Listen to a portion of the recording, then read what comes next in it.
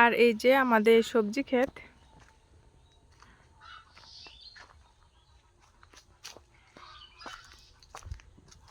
এই যে দেখেন টমেটো গাছ।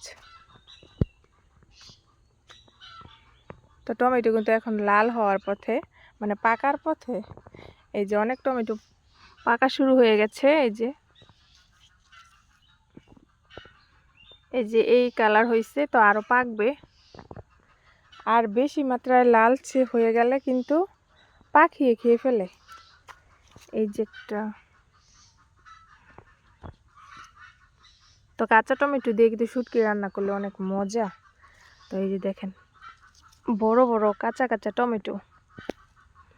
তো একদিন রান্না করতে হবে, আমি আরও একদিন রান্না করেছিলাম, তো অনেক মজা লেগেছিল। তো তখন আর আপনাদেরকে দেখানো হয় নাই, শেয়ার করা হয় নাই। তো আরেকদিন রান্না করতে হবে, দেখি।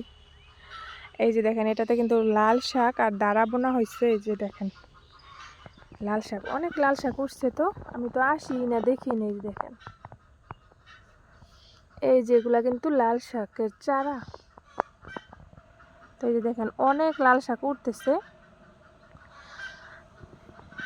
তারপর ধনিয়া এগুলো ফেলানো হয়েছে। ওই যে সামনে দিয়ে কিন্তু অনেক উঠতেছে, ওই যে সামনে দিয়ে। আর এই যে লাউটাল, আর এই জমিটা কিন্তু খোলামেলা একটা স্থানে আছে। আর এই যে পেঁয়াজ চারাগুলো কিন্তু অনেক সুন্দর হইতেছে। তো এখন এই যে বাসায় চলে যাব, ওই যে আমাদের বাড়ি। আর দেখেন সব ফুলকপি নষ্ট হয়ে যাওয়ার পরে কিন্তু এগুলা পরে লাগানো হয়েছে। এখন এই যে ছোট ছোট আছে, এই দেখেন একটা মিনি ফুলকপি, একদম ছোট। তো এগুলা কিন্তু আর বড় হবে না, এগুলার সময় শেষ। এগুলা এইভাবেই থাকবে। তো এগুলা নিয়ে খেয়ে ফেলতে হবে।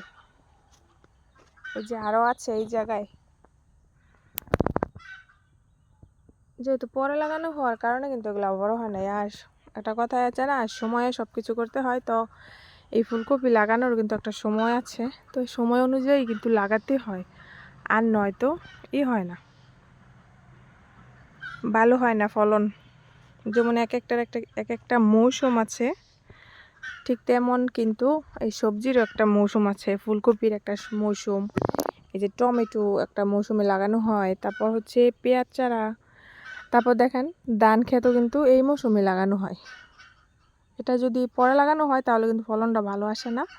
তো সময় মতোই কিন্তু সব কিছু সময় মতোই কিন্তু লাগানো হয়। আর সব কিছু সময় মতো লাগানো না হলে কিন্তু ফলনও ভালো আসে না। তো এগুলো হচ্ছে অবস্থা। আর একটা জিনিস আপনাদের দেখাই, এই যে দেখেন এটা কি জানেন? এটা কিন্তু একটি ঘাস। তো এটা কিন্তু একটা ঔষধি গাছ। এই গাছটা অনেক উপকার।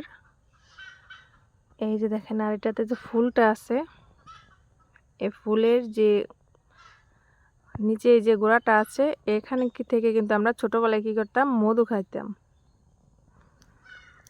এই যে আরেকটা, তো এইভাবে কিন্তু আমরা মধু খাইতাম ছোটবেলা। তো যারা যারা গ্রামে আছেন তারা কিন্তু অবশ্যই আমাদের মতোই মনে হয় করেছেন। এগুলা থেকে আমরা মধু খাইতাম। আর এই গাছগুলো কিন্তু অনেক উপকারিতা একটা ঔষধি গাছ। এটা কিন্তু এখন আর নাই, মানে খুব কমে গেছে। এই গাছটা সচরাচর দেখা যায় না, আগে অনেক দেখা যাইতো। আর এই যে বেগুন গাছ, যে দেখেন বেগুন, মাশাআল্লাহ অনেক বেগুন হয়েছে, এখনো হইতেছে। এদিকে দেখাই আমি আপনাদের, দাঁড়ান।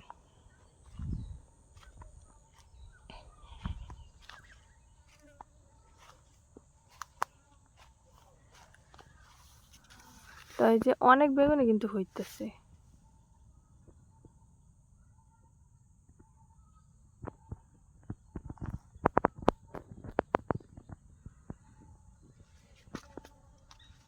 এটাতেও আছে, এই যে দেখেন